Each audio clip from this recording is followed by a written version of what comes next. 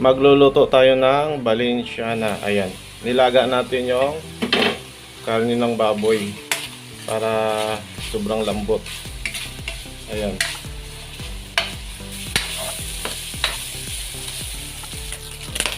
Lagyan natin ng mantika.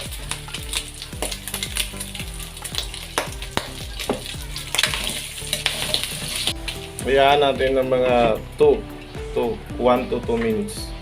Ito yung sahog ng Valenciana na malalaking hiwa.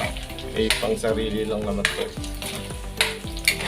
Isama na natin tong balon-balunan ng manok.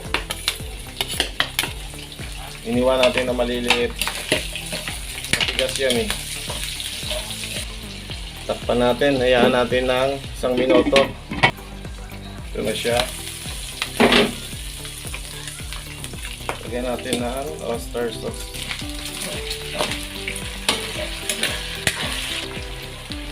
Toyo, soy sauce.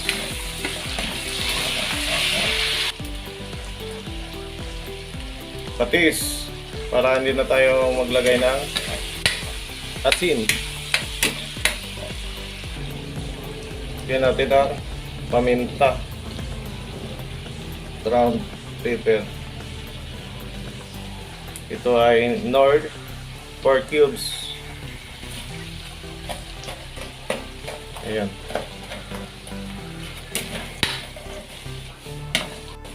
Lagyan na natin ito luya. Kakaiba. Ayan. Luya. Bawang.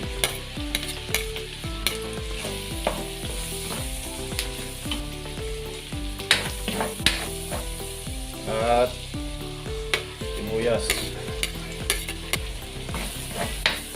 Yan, maraming sibuyas at bawang, kunting luya. Yan. Ayan, may nilagyan natin. Nilagyan natin ang food coloring. Ilagay natin yung atay. Atay ng manok. Bali, nilaga natin kanina yan mga 1 minuto. Toy liver spread. Sayang eh. Nilagay na natin to dyan. Kaysa ma-expired lang.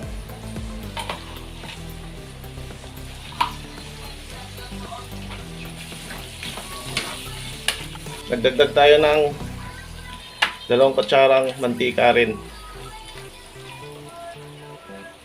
Lagay natin itong bell pepper. Pati itong green peas.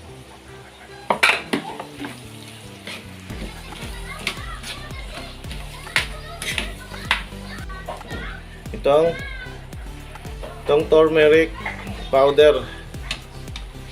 Nakalimutan natin kanina ilagay sa pagsabay sa pagsaing ng bigas. Kaya dito na lang natin ilagay.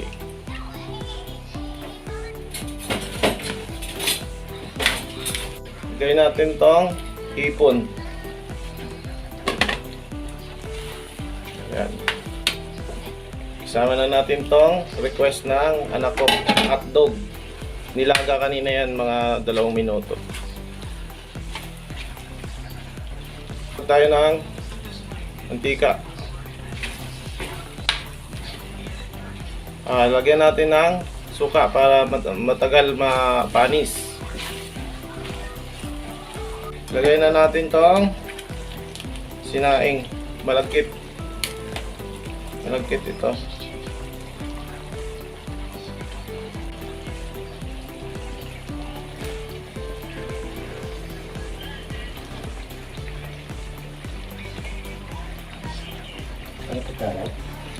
Ito.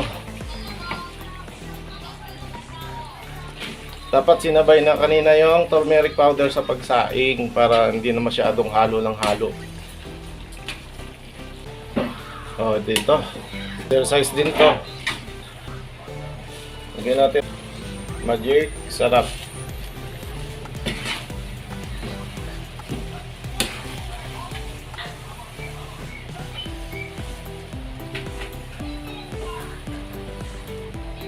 Itatappings natin ito. Nilagang itlog. Wala na, hindi na tayo mag design pang kain lang naman dito sa bahay.